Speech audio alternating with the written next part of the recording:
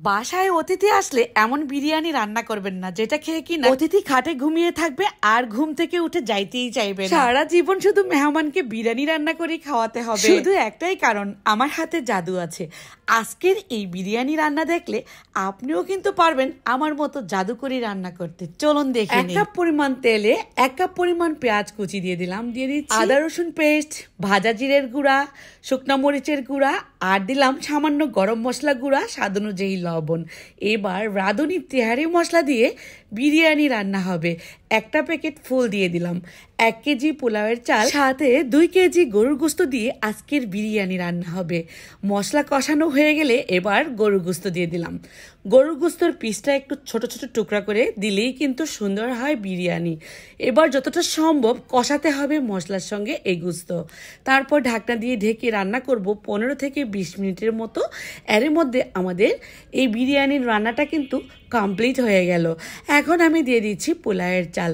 এই চালটা 10 মিনিট আগেই ধুয়ে রাখতে হবে একটা ছাঁকনির মধ্যে, তাহলে কিন্তু এই বিরিয়ানি রান্না করতে সময় লাগবে না। মাত্র 10 থেকে 15 মিনিটের মধ্যেই আপনার বিরিয়ানি রান্না কমপ্লিট হয়ে যাবে। এই গোস্তের মধ্যে যে ঝোলটা ছিল সামান্য ছিল, এটা দিয়ে পোলাওয়ের চালটা খুব ভালোভাবে ভেজে নিলাম। এখন এই কাঠির মধ্যে মাপ দিয়ে 4 আঙ্গুল মাপে পানি দিয়ে দিলাম। যেহেতু 2 কেজি গরুর গোস্ত আছে, 1 কেজি পোলাওর চাল আছে, সেক্ষেত্রে আপনারা ডাবল পানিও দিতে পারেন। কাঁচামরিচ দিয়ে দিলাম 1 মুঠো। এখন আমি আমার নিজের হাতের উঠানো ঘি দিয়ে দিচ্ছি। এই ঘি কিন্তু আপনারা চাইলে অর্ডার করতে পারেন উপরের দেওয়া স্ক্রিনের নাম্বারে। এই নাম্বারে কল করে অর্ডার করতে পারেন। একদমই দেশি গরুর দুধের সরের ক্রিম নিজের হাতে তৈরি করি।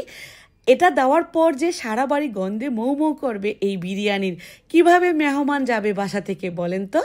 তো আপনারা এই ঘি আমার কাছ থেকে নিতে পারবেন অর্ডার করে এই নাম্বারে। পানি দেওয়ার পর কিন্তু ঢাকনা দিয়ে ঢেকে 2-3 মিনিটের মতো রাখলেই দেখবেন খুব দ্রুত পানিটা শুষে নিবে এই পোলাওয়ের চাল।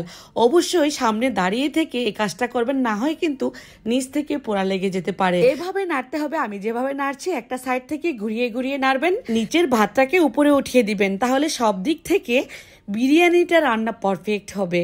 এখন আমি 1 মুঠো পরিমাণ কিশমিশ দিয়ে দিচ্ছি। কিশমিশ না দিলে কিন্তু বিরিয়ানির টেস্ট ভালো আসে না। 5 থেকে 6 মিনিটের মতো একটা তাওয়ার মধ্যে দমে বসিয়ে রেখেছিলাম। এখন কিন্তু শুধু খাওয়ার পালা।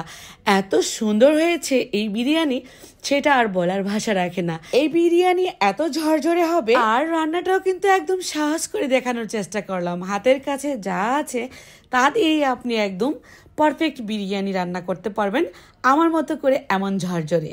কেমন লাগলো আজকের বিরিয়ানি রান্না অবশ্যই কমেন্টে লিখে জানিয়ে দিবেন।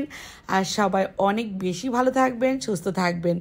এবার কুরবানি ঈদের গোশত দিয়ে এভাবে বিরিয়ানি রান্না করে খাবেন। আল্লাহ হাফেজ।